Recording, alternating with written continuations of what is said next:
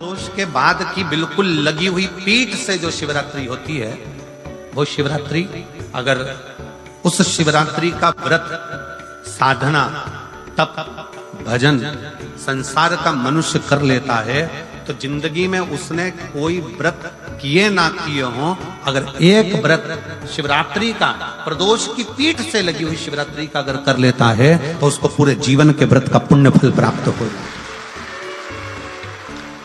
एक व्रत शिवरात्रि का प्रदोष पर्यंत की, अर्थात प्रदोष की पीठ से जुड़ी हुई। अब अगर आप कोई ब्राह्मण से, अगर कोई विद्वज्जन से, कोई पंडित जी से आप पूछेंगे प्रदोष कितनी बजे लग रहा है, वो बताएंगे फिर प्रदोष लगने के बाद प्रदोष कब समाप्त हो रहा है, तो जिस दिन 26 तारीख हो रही है उसमें लगाया, दोनों की पीठ मिल रही है,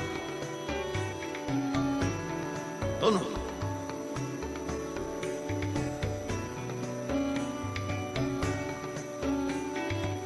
करो व्रत। आपने कितनी भी एकादशी के व्रत करे हो, कितनी भी द्वादशी के व्रत करे हो, कितनी भी चतुर्थी व्रत करे हो, कितनी भी तीज व्रत करे हो, कितनी भी अष्टमी का व्रत करा हो, कितनी भी नवरात्रि के व्रत करा हो, कितनी भी तीज का व्रत करा हो, चाहे दुनिया के कितने भी व्रत आपने करे हो, अगर आपने एक महाशिवरात्रि का व्रत नहीं करा तो कोई व्रत का पुण्य फल आपके खाते के अंतर्गत आ नहीं पाता। शिवरात्रि के व्रत की इतनी मूलता है। पर एक निवेदन है, अगर कोई बुजुर्ग है, कोई बीमार है, कोई बूढ़ा व्यक्ति है, बहुत बीमार है, तो उसको निवेदन है आप व्रत ये नहीं कि 24 घंटे का करो, आप व्रत 2 घंटे का कर लो, 1.5 घंटे का कर लो, 1 घंटे का कर लो, 15 मिनट का करो। पर निवेदन है कि जो बीमार व्यक्ति है वो आधे घंटे, 1 घंटा, 2 घंटा, 6 घंटा, 15 मिनट पर शंकर की शिवरात्रि का व्रत ये विचार कर करना, बहू बेटा नाते रिश्ते सबको कह देना। कोई बीमार व्यक्ति है ना, वो भी कह दे। हर महीने की जो शिवरात्रि आती है, मासिक शिवरात्रि जो आती है, आप 12 महीने का नियम बनाओ कि मैं 12 महीने की शिवरात्रि का व्रत करूं ना करूं। मैं शंकर के मंदिर में 12 महीने जो शिवरात्रि आती है उस शिवरात्रि का नियम लेती हूं कि शिवरात्रि के दिन में दिया लगाने 3 जगह पर जाऊंगी।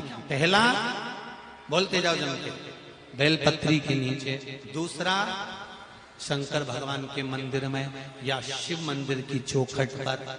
तीसरा, आंवले के वृक्ष के नीचे। ये 3 जगह पर आप प्रणाम कर कर, झोली पसार कर बाबा देवाधिदेव महादेव, माता लक्ष्मी और पार्वती के नाम से दिया लगाना प्रारंभ कर दीजिए। 3 महीने की शिवरात्रि पूरी हो, ये निश्चित है अगला पत्र आपका इस जगह पर मिलेगा कि बाबा ने मेरा ये कार्य किया। एक कंकर में शंकर समाहित होता है। मैंने सुना शिव महापुराण में एक लोहे के टुकड़े को भी तू सोना बना देता है। मैंने सुना शिव महापुराण में एक कांच के टुकड़े को तू हीरा बना देता है। मैंने सुना शिव महापुराण में कि 12 शिवरात्रि का जो वर्णन है करा, 12 शिवरात्रि का जो स्मरण करा, 5 बेलपत्र का जो वर्णन किया, वो बेलपत्र का मैं भी उसको चढ़ाना प्रारंभ करूं। 12 शिवरात्रि पूरी होगी, मेरा देव अधिदेव महादेव सुनेगा जरूर और मेरी झोली भरेगा जरूर।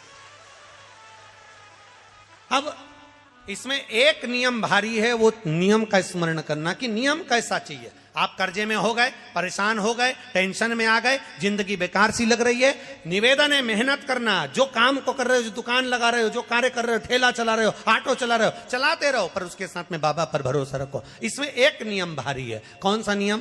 कि मान लो 12 शिवरात्रि में आप 1-2 शिवरात्रि शिव जी के मंदिर पहुंच गए, तीसरी शिवरात्रि पर भूल गए या किसी कारणवश कहीं दूर चले गए, ना जा पाए, तो घर के जितने सदस्य हैं सबसे निवेदन है कि 12 महीने की शिवरात्रि का नियम बना रहे हो तो घर के सभी लोग बेलपत्र चढ़ाने का नियम बनाओ। उसका कारण ये है, घर का एक व्यक्ति अगर बाहर चले भी गया, घर का दूसरा व्यक्ति शिवरात्रि को भूल भी गया, घर का तीसरा व्यक्ति किसी कारणवश काम में लग भी गया, तो घर का चौथा व्यक्ति तो शिवरात्रि याद रखेगा और हमारा नियम पूरा हो जाएगा। नियम पूरा हुआ तो हमारा कार्य पूरा। हम उस नियम को पूरा करें, हम उस कार्य को पूरा करें। शिवरात्रि की रात्रि में आप लोगों ने सबने अपने अपने घर में दिया जलाया होगा। दीप जलाया कि नहीं जलाया पूजन में? बोलो तो सही, जलाया ना? शंकर जी को बेलपत्री चढ़ाई कि नहीं चढ़ाई? चढ़ाई ना? अभिषेक पूजन किया ना? तुमने दिल से, भाव से, मन से शिवरात्रि के दिन, रात्रि के समय शंकर भगवान की आराधना करी, भूलवश भी अगर तुमने दिया जलाया है, तो मेरा शंकर भगवान जब चोर को कुबेर बना सकता है, तो साल भर में तुम्हें भी तो कुछ ना कुछ दे सकता है। इंतजार करो कि तुमने जो पार्थिव शिवलिंग की पूजन करी है रात्रि के समय पर, केवल पार्थिव शिवलिंग की पूजन रात को नहीं होती है, पर केवल शिवरात्रि, हरतालिका तीज, छोटी तीज, बड़ी तीज, अन्य जो त्योहार होते हैं, सोमवार की अष्टमी आदि आदि जो उत्सव होते हैं, इसमें शिवरात्रि की रात्रि में, उसका मतलब ही शिवरात्रि है, रात के समय पर आप अभिषेक करो, पूजन करो, अर्चना करो।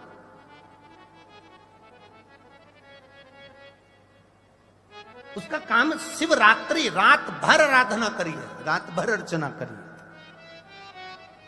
कई लोग सर्च कर रहे हैं। प्रदोष का व्रत है, प्रदोष के व्रत में आज मान लो मंगलवार का प्रदोष है, मान लो सोमवार का प्रदोष है, मान लो गुरुवार का प्रदोष है, तो प्रदोष में मैं क्या खाऊं, आज के व्रत में क्या खाया आज। लोग नेट पर सर्च करते हैं, लोग गूगल पर सर्च करते हैं, किताबों में ढूंढते हैं, पोथी पुराणों में ढूंढते हैं, क्या खाया जाए।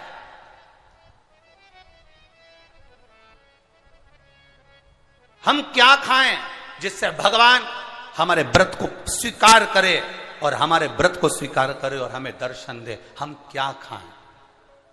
हमारा तो केवल इतना सा निवेदन है, किसी भोले व्यक्ति का, किसी गरीब व्यक्ति का धन मत खाओ, प्लाट मत खाओ, उसका पैसा मत खाओ।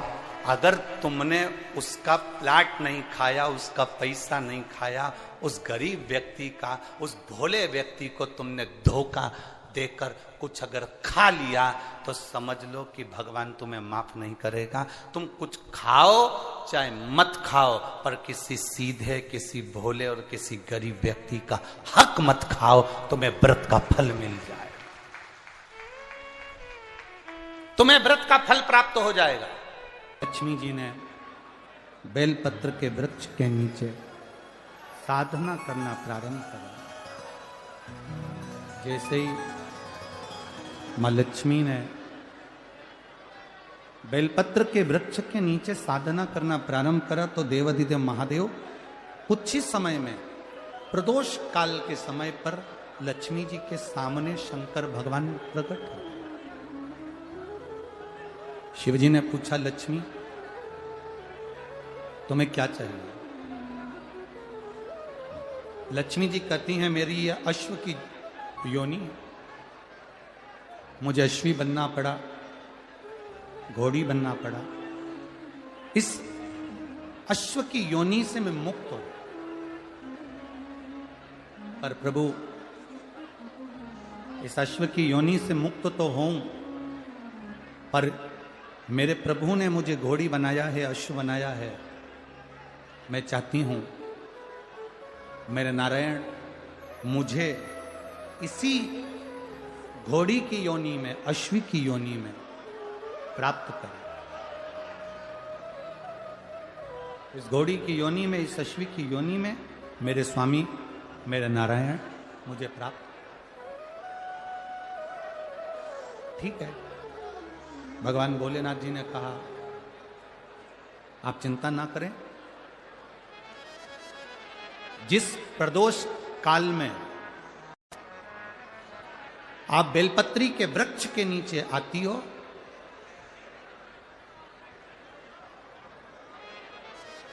दुनिया का कितना भी दरिद्र व्यक्ति हो, चाहे दुनिया का कोई व्यक्ति ऐसा हो जिसका कभी व्यापार चलता ही नहीं हो, उसने 50 बार बदल के देख लिए, फैक्ट्री चली नहीं रही, जिस काम को करने के लिए जाते हैं वो काम टल जाता है, आज की जगह कल, कल की जगह परसों, परसों की जगह नरसों, काम होता ही नहीं। बेटा बेटी का संबंध करने जा रहे हैं, पर हो ही नहीं रहा।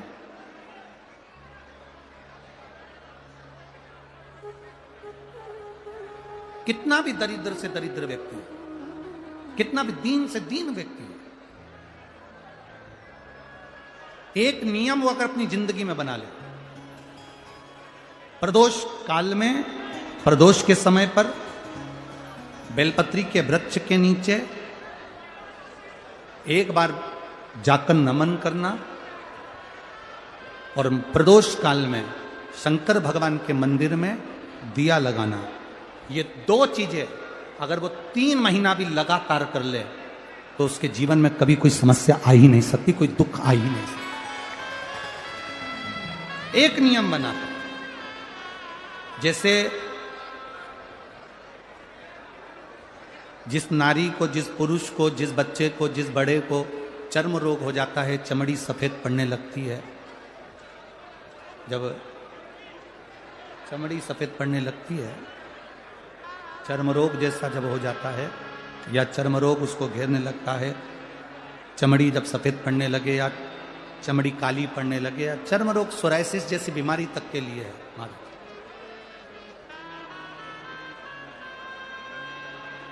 बेलपत्री के वृक्ष के नीचे की मिट्टी, बेलपत्री के वृक्ष के नीचे की मिट्टी, उसको जिस पात्र के अंदर शिवलिंग बनाने के लिए हम गलाएं, जिस पात्र के अंदर हम शिवलिंग बनाने के लिए उसको गलाएं और शिवलिंग का निर्माण कर कर हम बेलपत्री के वृक्ष के नीचे उसका पूजन करें, उसका विसर्जन करें। और बेलपत्री के नीचे की जो मिट्टी है, जिस पात्र में गलाई जाती है, उस पात्र के पानी का स्नान, उस मिट्टी का थोड़ा सा भाग अपने शरीर पर लगाकर, जहां सफेद चमड़ी हो रही हो या श्वेत चमड़ी हो रही हो वहां लगाकर और उसका स्नान करना यदि हम प्रारंभ करें। परंतु प्रदोष जैसे अपन शंकर भगवान के मंदिर जाते हैं, दर्शन करते हैं, पूजन करते हैं, उसी तरह बेलपत्री के वृक्ष के नीचे की मिट्टी को गलाकर हम शिवलिंग का निर्माण करते हैं। स्नान करना या शरीर पे लगाने के साथ में सबसे ज्यादा जरूरी है शंकर भगवान के उस शिवलिंग की पूजन करना, पार्थिव लिंग की पूजन करना। लगभग 2 शिवरात्रि निकलेगी महीने की और बाबा जहां जहां से चमड़ी सफेद हो रही होगी वहां वहां से धीरे धीरे बाबा अपने असली रंग को देना प्रारंभ कर देता है। इतना बेलपत्री के वृक्ष की पार्थिव लिंग निर्माण और पूजन की उस मिट्टी का इतना वर्णन हमारे शास्त्र करते हैं, इतना वर्णन।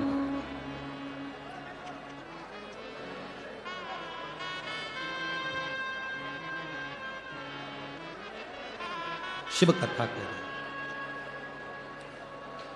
शिव महापुराण की कथा वर्णन कर रहे। स्वयं भगवान देवादिदेव महादेव ने नारायण से जाकर प्रार्थना करी, स्वयं भगवान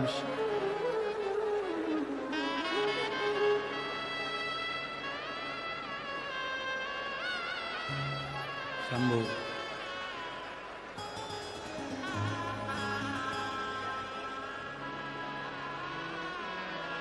स्वयं भगवान शंकर ने नारायण से जाकर प्रार्थना करी कि माता लक्ष्मी आपके लिए तप साधना कर रही हैं, आप उनको जाकर दर्शन दीजिए। भगवान नारायण शिव जी के कहने पर जाने लगे, भगवान शंकर के कहने पर भगवान नारायण जाने लगे। पर भगवान शिव जी ने भगवान नारायण को रोका और भगवान शिव जी ने नारायण को रोककर कहा, प्रभु रुको, मेरा निवेदन केवल इतना सा है, जैसे माता लक्ष्मी घोड़ी बनकर, अश्वी बनकर पृथ्वी पर गई हैं, आप अश्व बनकर पृथ्वी पर जाकर लक्ष्मी को लेकर आए। भगवान स्वयं नारायण अश्व बनकर पृथ्वी पर जाते हैं और लक्ष्मी जी को लेकर आते हैं। शिव महापुराण की कथा कहती है, भगवान शंकर का संवाद कहता है, स्वयं नारायण और स्वयं माता लक्ष्मी बेलपत्री के वृक्ष के नीचे विराजमान शिवलिंग का पूजन करते हैं और बेलपत्र की परिक्रमा करते हैं। जैसे ही उन्होंने बेलपत्र की परिक्रमा करी, शंकर भगवान वहां सम्मुख में जब आते हैं तो नारायण और लक्ष्मी जी भी अश्व की योनि से छूट जाती हैं और नारायण भी अश्व योनि को त्याग कर नारायण लक्ष्मी बनकर वैकुंठ का निवास करने लगते हैं स्वयं नारायण। फिर निवेदन करें, यदि कोई व्यक्ति कहता है कि गुरुजी मेरा ये काम नहीं हो रहा, मुझे इस काम में सफलता नहीं मिल रही, मेरी गवर्नमेंट जॉब नहीं लग रही, मेरे साथ में ये प्रॉब्लम खड़ी हो गई, वो प्रॉब्लम का हल नहीं हो रहा, हम तुमको 3 स्थान देते हैं, उस जगह पर तुम 3 बार 3 बेलपत्र रखकर भगवान के नाम का उच्चारण कर कर शिव को चढ़ाना प्रारंभ करो। पहला, कुआं, बावड़ी, तालाब, नदी, सरोवर, कोई भी स्थान के किनारे पर बैठकर 3 बार पंचाक्षर मंत्र या षडाक्षर मंत्र ओम नमः शिवाय, ओम नमः शिवाय, ओम नमः शिवाय। जलाशय के पास में बैठकर 3 बेलपत्र हाथ में रखकर भगवान शंकर का नाम लीजिए।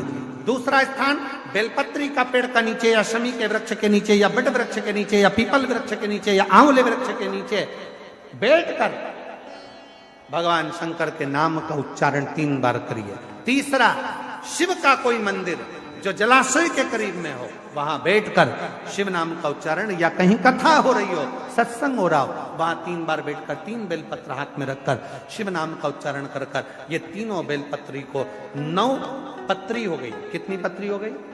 9 देवी का स्मरण कर कर 3 पत्री का स्मरण कर कर 9 देवियों को इकट्ठा करिए। अशोक सुंदरी वाली जगह पर 9 देवी का वो बेलपत्र समर्पित कर कर शिव के शिवलिंग को 1 लोटा जल चढ़ा दीजिए। जो कार्य आपने मांगा है वो पूर्ण होकर ही रहेगा, उसको सफलता मिलेगी, वो सफलता की ओर बढ़ेगा।